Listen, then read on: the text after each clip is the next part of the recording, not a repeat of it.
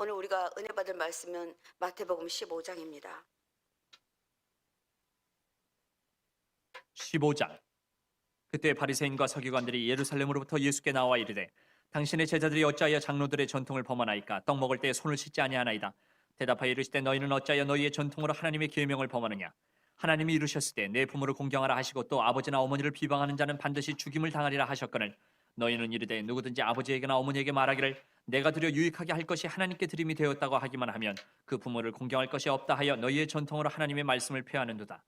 외식하는 자들아, 이사야가 너희에 관하여 잘 예언하였도다. 일러스되 이 백성이 입술로는 나를 공경하되 마음은 내게서 멀도다. 사람의 계명으로 교훈을 삼아 가르치니 나를 헛되이 경배하는도다 하였느니라 하시고 무리를 불러 이르시되 듣고 깨달으라. 입으로 들어가는 것이 사람을 더럽게 하는 것이 아니라 입에서 나오는 그것이 사람을 더럽게 하는 것이니라. 이에 제자들이 나와 이르되 바리새인들이 이 말씀을 듣고 걸림이 된 줄 아시나이까? 예수께서 대답하여 이르시되 심은 것마다 내 하늘 아버지께서 심으시지 않은 것은 뽑힐 것이니 그냥 두라.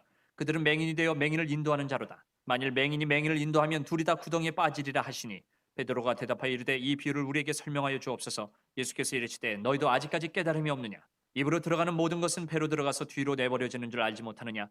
입에서 나오는 것들은 마음에서 나오나니 이것이야말로 사람을 더럽게 하느니라. 마음에서 나오는 것은 악한 생각과 살인과 간음과 음란과 도둑질과 거짓 증언과 비방이니 이런 것들이 사람을 더럽게 하는 것이요 씻지 않은 손으로 먹는 것은 사람을 더럽게 하지 못하느니라. 예수께서 거기서 나가사 두로와 시돈 지방으로 들어가시니 가나안 여자 하나가 그 지경에서 나와서 소리질러 이르되 주 다윗의 자손이여 나를 불쌍히 여기소서. 내 딸이 흉악하게 귀신 들렸나이다 하되 예수는 한 말씀도 대답하지 아니하시니 제자들이 와서 청하여 말하되 그 여자가 우리 뒤에서 소리를 지르니 그를 보내소서. 예수께서 대답하여 이르시되 나는 이스라엘 집에 잃어버린 양 외에는 다른 데로 보내심을 받지 아니하였노라 하시니 여자가 와서 예수께 절하며 이르되 주여 저를 도우소서. 대답하여 이르시되 자녀의 떡을 취하여 개들에게 던짐이 마땅하지 아니하니라.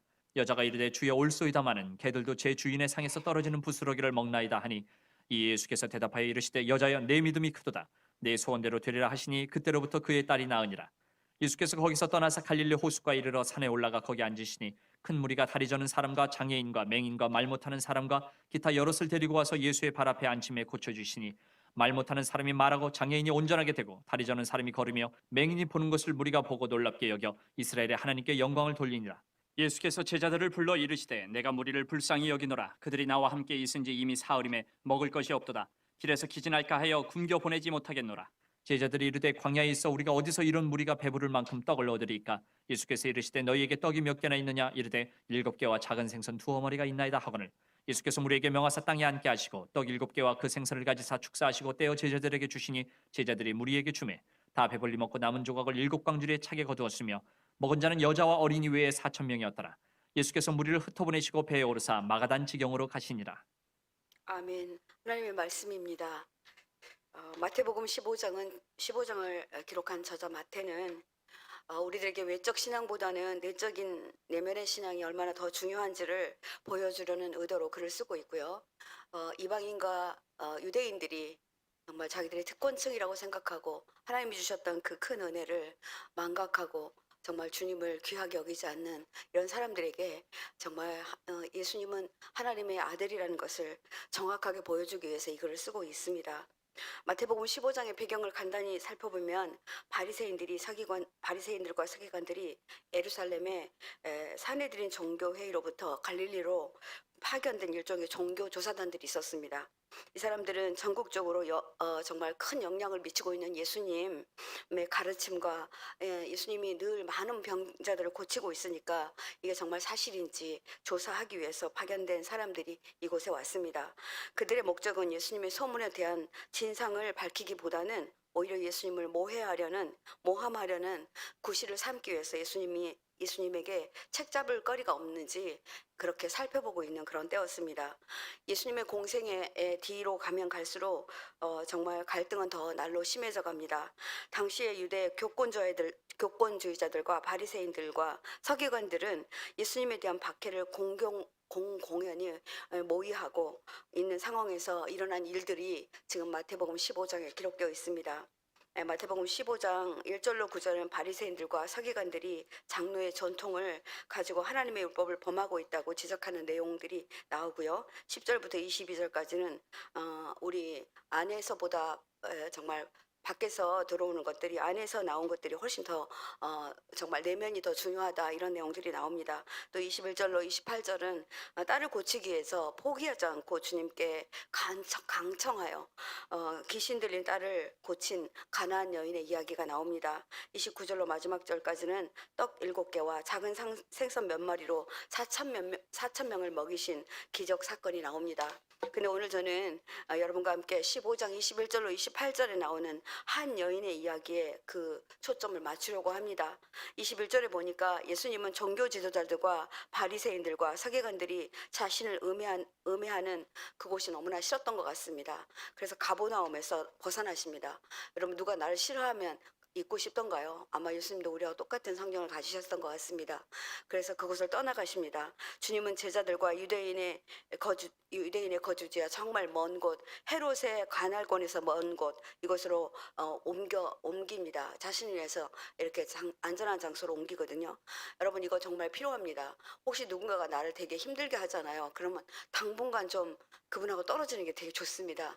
그래서 정말 그 어려움에서 좀 벗어나는 게 좋습니다. 예수님의 일행은 두로와 시돈 지방으로 들어가십니다. 이 두로와 시돈 지방은 지중해 연안에 위치하고 있었는데 갈릴리 호수 북쪽으로 한 약 50에서 60km 떨어진 곳입니다. 이곳으로 옮겨서 들어가시게 되는데 사실은 이 땅은 유대인들이 정말 그 땅에 들어가는 것, 가는 것조차도 꺼려하는 그런 땅이었습니다. 그래서 유대인들이 왕래하지 않는 곳이었습니다. 그런데 예수님은 유대인의 강한 반발에 부딪히고 복음을 거절하는 유대인들을 정말 싫었던 것 같습니다. 너무 힘드셨던 것 같습니다. 그래서 그쪽으로 떠나십니다. 그때 22절에 보니까 가나안 여인 하나가 제일 먼저 반가이 이렇게 맞이옵니다. 그런데 그냥 저쪽에서부터 막 소리를 지르면서 달려와요. 주 다윗의 자손이여 이러고 뛰어옵니다. 당신은 주님이십니다. 당신은 다윗의 자손입니다. 저를 주목해 주십시오. 저를 불쌍히 여겨달라고 소리를 지르는 것입니다. 그러면서 하는 말이 내 딸이 흉악한 귀신에 들렸나이다 이렇게 말합니다. 개역 성경에는 22절 서두에 빠져있는 원문 하나가 있는데요. 이주라는 단어입니다. 헬라어로 이주라는 단어, 이 단어는 무슨 뜻이냐면 보라라는 뜻입니다. 보라, 가나안 여인 하나가 이렇게 말합니다. 감탄사가 들어가 있어요. 그러니까 정말 이 여인이 하는 행동이 정말 깜짝 놀란다는 거예요. 그래서 마태는 이 부분을 기록하고 있습니다. 가나안에 한 여인이 있었다. 이 여인을 보아라, 주목해서 봐라 이렇게 말하고 있습니다. 보라라는 단어가 왜 생략되어 있는지는 알 수 없지만 이 여인의 행동은 정말 깜짝 놀랄 만한 감탄할 만한 일이었다라고 서두에 기록하면서 22절을 시작합니다. 이 여인은 자신이 살던 곳에서 예수님 있는 곳으로 달려 나왔던 것 같습니다. 아마 바로 예수님이 계신 곳에 사는 여인이 아니라 그 지방 어디에 살고 있었던 여인 같습니다. 자기 마을로 들어오셨다는 소식을 듣고 아마 버선발로 뛰어나왔을 것 같습니다. 뛰어나와서 이렇게 말합니다. 주 다윗의 자손 예수여 나를 불쌍히 여기소서. 이렇게 외칩니다. 이렇게 소리 지르는 여인의 이름은 성경은 수로보니게 여인이라고 말합니다. 이 여인의 출신은 시리아에 거주하는 페니키아인인데요. 이 가나안의 옛 이름이고 그다음에 정말 헬라의 영향을 받았던 모든 사람들을 말합니다. 그래서 이들은 워낙 어떤 사람들이냐면 바알신과 아세라상을 믿었던 그런 사람들입니다. 근데 이 출신의 이 여인이 예수님을 누구라고 부릅니까? 주님이라고 부르고 다윗의 자손이라고 부릅니다. 그러면서 나를 불쌍히 여겨달라 이렇게 말하고 있는 것입니다. 정말 이 여인이 바알과 아세라상으로 가지 아니하고 아마 안 갔지는 않았을 것 같아요. 저는 그냥 묵상하면서 이 여인이 가봤겠다. 그런데 효험이 없었겠다. 이렇게 생각이 됩니다. 그런데 예수님이 자기 유대인들에게 막 기적을 행하는 것을 이 여인이 멀리 소문 들었을 것 같습니다. 그러니까 아니 이 땅에 오셨다는데 이 기회를 놓칠 리가 없잖아요. 그러니까 막 달려 나온 것입니다. 당신은 다윗의 자손에서 나신다고 하던 그 메시아 맞지요? 이렇게 말하는 것입니다. 네, 제대로 된 신앙 고백을 한 이 여인은 예수님이 다윗의 자손에서 메시아가 나올 것을 알고 있었던 것으로 보여집니다. 아니면 소문을 들었던 것으로 보여집니다. 예수님의 소문은 벌써 이방 지역의 두로와 시돈까지 정말 전파되었던 것 같습니다. 뿐만 아니라 예수님을 주로 고백하는 것으로 보아 이 여인은 유대인이나 유대의 지도자들과는 달랐던 것으로 보여집니다. 그래서 마태는 이 글을 기록하면서 이 이방 여인의 이 믿음이 지금 유대인들이 예수님을 핍박하고 모해하려는 것과 너무나 대조적이기 때문에 이 글을 기록한 거 있는 것으로 보입니다.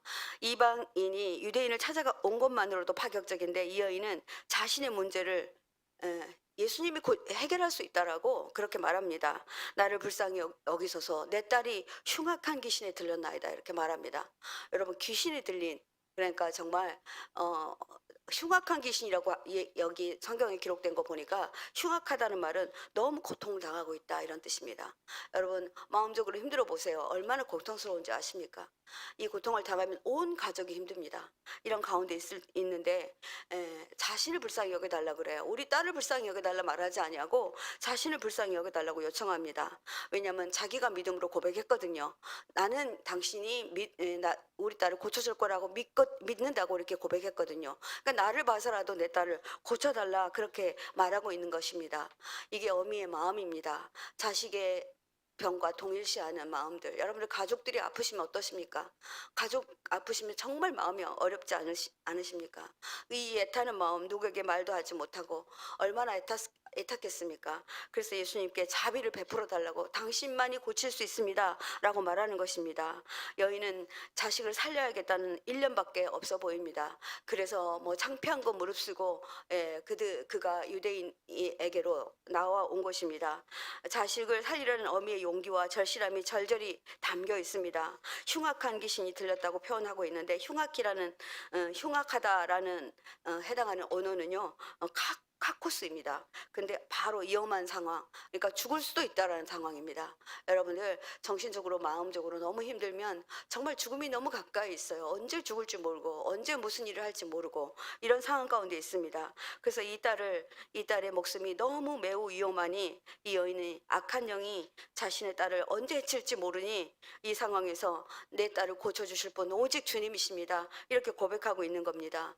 이 여인이 절박하지 않겠습니까? 제가 뭐 새벽이라 소리를 지르지 못하겠지만 소리 절렸던 것 같습니다. 주 예수요 이렇게 내 딸을 고쳐주세요 하고 정말 눈물 콧물 다 흘리면서 그렇게 얘기했을 것 같습니다. 23절을 보면 이 여인의 절실한 요구를 듣고 주님은 어떻게 반응하시죠? 정말 놀랐습니다. 한 말씀도 하지 않아요. 묵묵부답이십니다. 좀 제가 묵상하면서 주님 왜 이러시지 이런 마음이 들었습니다. 그런데 왜 이렇게 침묵하셨을까요? 이방 여인이 자신을 알아보았습니다.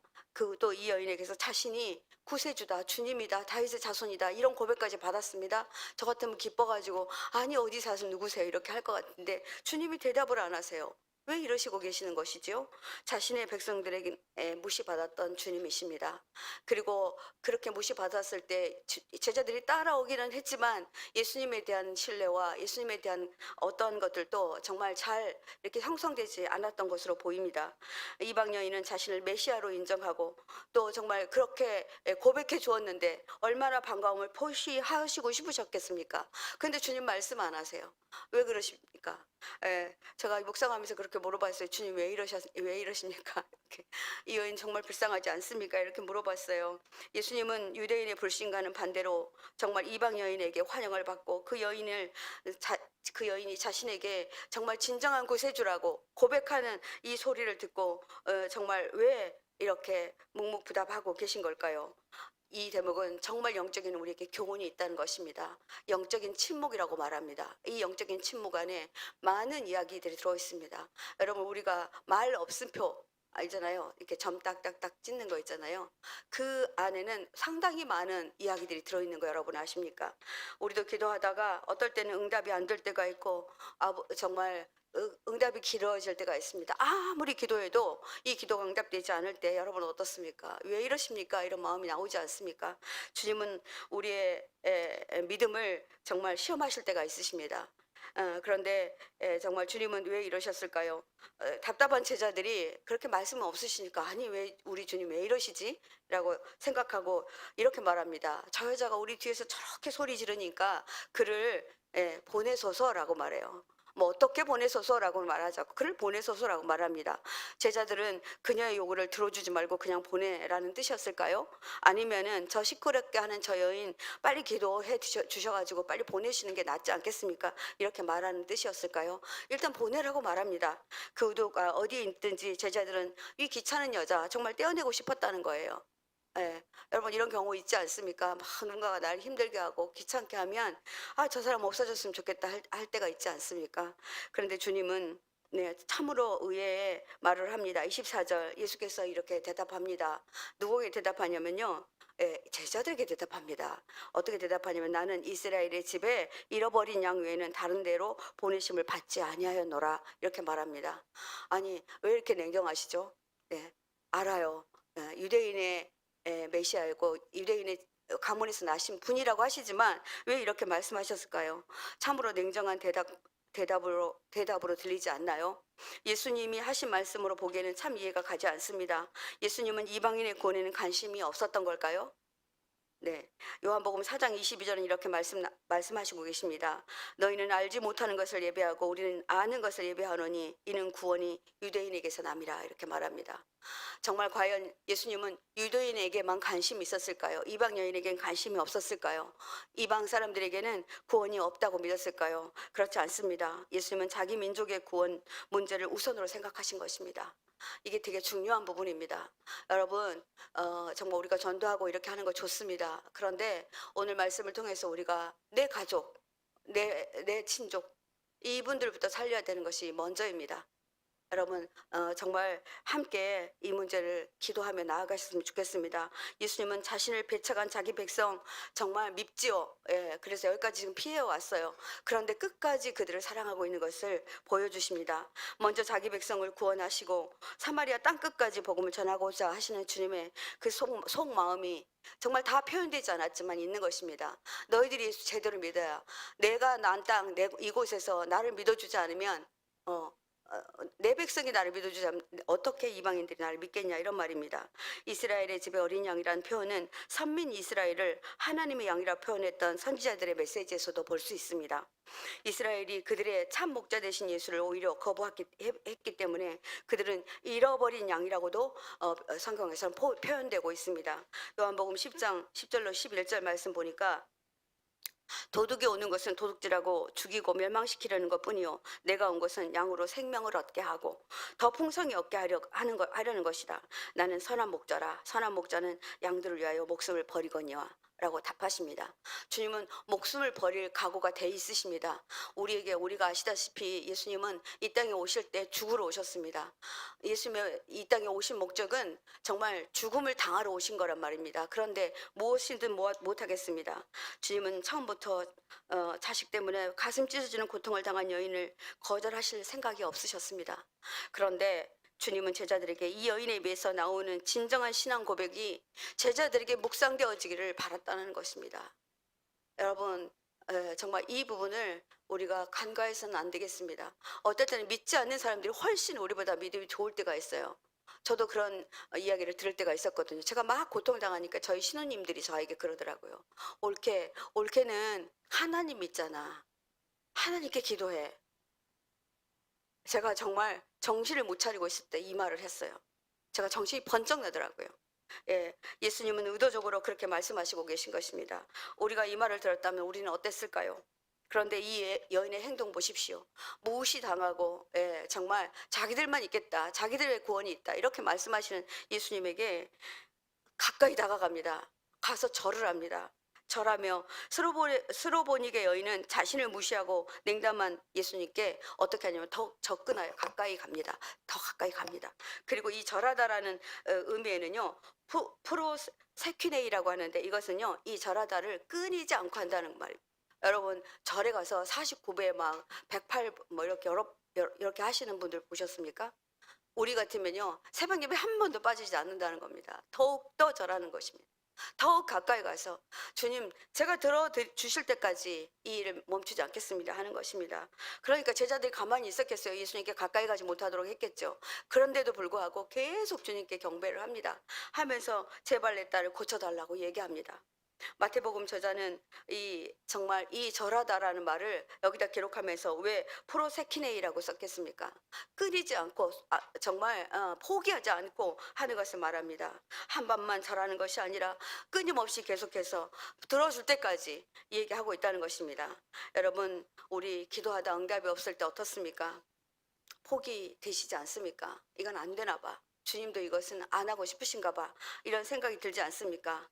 근데 여러분, 우리 어머니는 자식 위해서 기도할 때 어떤 수모도 겪을 수 있습니다. 저는 엄마이기 때문에 압니다. 정말 제가 아플 수만 있다면, 아이들이 아프면 제발 우리 담임 목사님도 하영이 대신 아프게 해달라고 했다는데, 저도 그런 적이 많아요. 막 열이 펄펄 끓어서 안 내려가면 아이의 머리에 손을 짚고 정말 이 열 나에게 다 주셔도 된다, 이렇게 기도했던 적이 있습니다. 자식을 살릴 수 있다면 어떤 방법을 찾아내고 어떤 길이든 못 갈 길이 없는 것이 엄마입니다. 여러분, 그렇지 않습니까? 그것이 부모입니다. 부모는 자식을 위해서 무슨 일이라도 할 수 있는 것입니다. 이 여인이 저를 도우소서, 제발 저를 도와주소서 이렇게 말합니다. 자기를 도와달라고 이렇게 얘기합니다. 이 부르짖음에 안타까워 어미의 부르짖음을 듣고 있던 주님의 반응이 보입니까? 그런데 주님은 어떻게 대답하십니까? 더 단호하고 냉정하게 말합니다. 대답하여 이르되 자녀의 떡을 개들에게 던짐이 마땅하지 않다, 이렇게 말합니다. 너무하시지 않나요? 예. 그런데 누가 자식이고 누가 개란 말입니까? 주님은 지금 이렇게 말합니다. 내가 복음을 전하는 것이 무엇이 더 급하냐면 우리 유대인에게 전하는 게 더 급하다. 그런데 너희들은 개야, 이렇게 말합니다. 여기서 개라는 것은 강아지를 의미합니다. 집에서 먹이는 강아지, 여러분 개 길러보신 분들 계시죠? 언제나 상 곁에 와서 뭔가 달라고 해요. 그냥 쳐다보고 있고 막 눈을 이렇게 그냥 똘망똘망하게 뜨고, 저는 집에서 개는 안 기르십니다만은 이렇게 하고 있더라고요. 뭐라도 얻어 먹으려고 하는 그런 심정으로, 예, 정말 구하고 있는 이 여인에게 이렇게 말합니다. 그리고 또 이 유대인들은 이 이방인들을 개라고 표현했었어요. 그러니까 이렇게 표현한 것 같습니다. 이 말을 들은 여인 반응 보십시오. 이 정도 됐으면 화나지 않겠습니까? 정말 이런 사람이 무슨 예수님이야, 막 이렇게 말할 것 같습니다. 근데 이 여인은 조금도 물러서지 않습니다. 네, 자신을 개 취급한다면 아무리 급해도 자존심이 상해서 그 자리를 박차고 일어났을 법한데, 예, 그렇다 얘기하지 않습니다. 그 여인은 뭐라고 하냐면요, 27절에 올소이다 이렇게 말해요. 맞아요 라고 말해요. 이 여인 정말 놀랐습니다. 이렇게 말합니다. 그리고 개들도 제 주인의 상에서 떨어지는 부스러기를 먹나이다. 예수님이 제 주인입니다. 저는 개여도 괜찮습니다. 이 어머니가 자기 자존심을 다 내려놓습니다. 여러분, 어머니는 이래야 됩니다. 부모는 이래야 됩니다. 영적인 지도자는 이래야 됩니다. 슬로보니게 여인은 예수님이 어떤 말씀을 해도 상관없다는 태도입니다. 해보세요. 그러나 나는 당신에게 얻을 걸 얻고 말 겁니다. 이렇게 하고 있습니다. 자신을 개라고 부르는 그 말에 상관없어요. 개라면 어떻습니까? 까짓것 개가 되지요. 이런 말을 하고 있는 것입니다. 이 말은 자기 백성, 곧 자신이 선택받지 못한 백성이라는 걸 이 여인이 알고 있었습니다. 나는 선택받지 못한 여인이에요. 그런데 나는 당신이 하나님인 걸 알아요. 당신이 예수님인 걸 알아요. 그러니까 나에게 구원을 베풀어 주세요 라고 이렇게 매달리고 있는 것입니다. 아마 바지가랑이를 잡았을 것 같습니다. 제 개들도 제 주인의 상에서 먹나이다. 오늘 이 말씀 잊어버리지 마시기 바랍니다. 예, 믿지 않는 이 여인도 이렇게 했는데 우리도 이렇게 해야 되지 않겠습니까? 가나안 여인은 사실상 자신의 개 취급을 받는 이방인으로서 메시아가 베푸는 구원과 은혜의 식탁에 참여하게 해달라고. 나 그곳에 조금이라도 부스러기도 좋아요.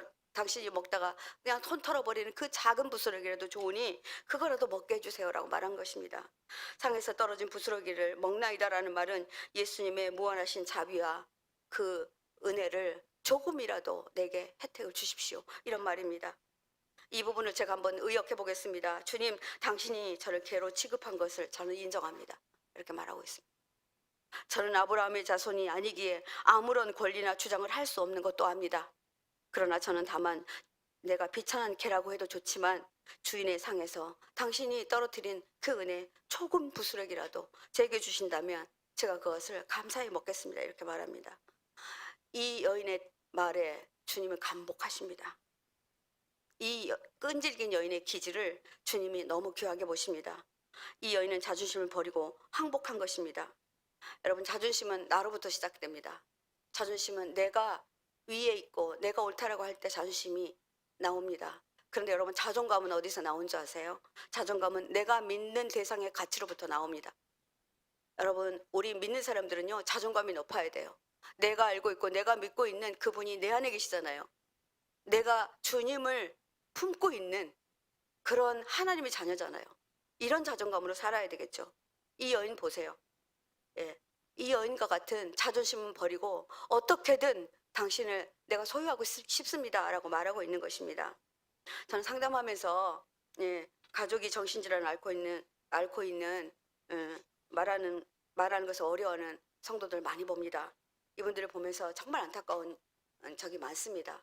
그래서 상담하면서 이렇게 정말 부끄러워할 일이 아니다. 이것이 얼마나 귀한 일이냐 이렇게 말씀드렸던 적이 있습니다. 진정으로 가족을 사랑한다면 내 체면, 내 얼굴이 무슨 소용이 있겠습니까?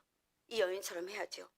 그런데 주님이 이렇게 말합니다. 제가 결론 말해보겠습니다. 여자여, 내 믿음이 크다 이렇게 말합니다. 네 소원대로 되리라 이렇게 말해요. 그런데 그 순간에 그 말씀이 나오는 순간 이 여인의 딸이 낳습니다. 아멘이시죠? 네, 여러분, 우리가 정말 내 믿음이 크다. 사복음서에서요, 믿음이 크다고 말하는 사람, 이 이방 여인, 이 스로보니게 여인 한 사람밖에 없어요. 한 사람 나옵니다. 나는 이 같은 믿음을 본 적이 없다 하는 거, 백부장에게 한 이야기가 나옵니다. 이 여인에게 유대인들에게서도 없었던 큰 믿음, 정말 네가 나를 정말 엄청나게 신뢰하고 믿는구나, 이 대답을 하십니다. 여러분, 우리가 오늘 말씀을 통해서 우리는 진정 예수님이 우리 메시아라고 믿습니까? 우리를 구원할 자라고 믿습니까? 그렇다면 오늘 이 말씀 붙들자는 말입니다. 우리 함께 이렇게 기도할 때 22절 말씀으로 기도하겠습니다. 주 다윗의 자손이여, 나를 불쌍히 여기소서. 오늘 여러분이 기도 응답되지 않았던 거 있습니다. 이거 하나님 앞에 이렇게 붙들고 나아가겠습니다. 내 딸이 흉악한 귀신이 들렸습니다. 내 기업이 지금 벼랑 끝에 있습니다. 주님, 내 가족이 지금 이혼의 위기에 있습니다. 주님, 불쌍히 여겨 주십시오. 주 다윗의 자손이여. 우리는 이렇게 부를 수 있잖아요. 나의 아버지여, 나의 예수님이여, 이렇게 부르실 수 있잖아요. 주님, 저를 불쌍히 여기 주시옵소서. 나의 누구누구 어떠한 상황 주님께 모두 고백하며 나아갑니다. 주님 해결하실 것을 믿고 나아갑니다. 저희는 수로보니게 여인에게서 큰 믿음을 발견했습니다. 우리도 그 큰 믿음 주셔서 우리가 주님 앞에 그렇게 나아가기를 원합니다. 주님 이름 한번 크게 부르고 기도하겠습니다. 주여, 주님 이 시간 아버지 앞에 간절히 간구하여 나아갑니다. 하나님, 우리는 오늘 수로보니게 여인을 통하여서 하나님, 그가 어떻게 예수님을 믿고 어떻게 그렇게 아버지 자기 자존심을 버리고 주님 앞으로 나아가 아버지 기도했던 것을 보고 알게 있습니다.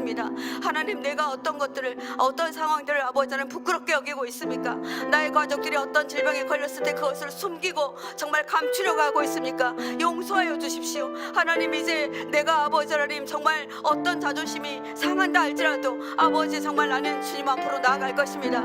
아버지, 주님이 해결자이시기 때문에 나는 아무것도 보지 않을 것입니다. 나는 주님 앞에 나아가서 이렇게 기도할 것입니다. 아버지여, 내 기도를 들어주십시오. 아버지여, 나와 함께하여 주십시오. 이 일을 아버지를 해결하실 분 오직 주님밖에 없습니다 하고 나아가는 저희들 되게 하여 주십시오. 주님의 은혜가 우리 가운데 있음을 선포합니다. 하나님 함께하여 주시옵소서. 주의 은혜와 은총이 우리 가운데 있음을 선포합니다. 한 번 더 기도할 때 기도하시고 난 다음에 여러분들 충분히 기도하시다가 돌아가시면 좋겠습니다. 여자여, 내 믿음이 크도다. 내 소원대로 되리라 하시니 그때로부터 그의 딸이 나으니라. 여러분, 오늘 이 믿음 가지고 돌아가시기 바랍니다. 수로보니게 여인처럼 어떤 어려운 환경 속에서도 주님 앞으로 더욱 가까이 다가가 정말 주님 앞으로 더욱 가까이 나오셔야 됩니다. 주님이 이제 그렇게 하겠습니다. 제가 기도를 멈추지 않겠습니다. 주님이 답을 주실 때까지, 주님이 은혜를 내려주실 때까지 정말 기도하겠습니다. 자존심 버리고 주님의 구원이 주님께 있음을 고백하며 나아가 주님께 응답받을 때까지 쉬지 않고 기도하겠습니다. 이렇게 약속하며 나아갑니다. 주님을 한번 크게 부르고 기도합니다. 아버지여,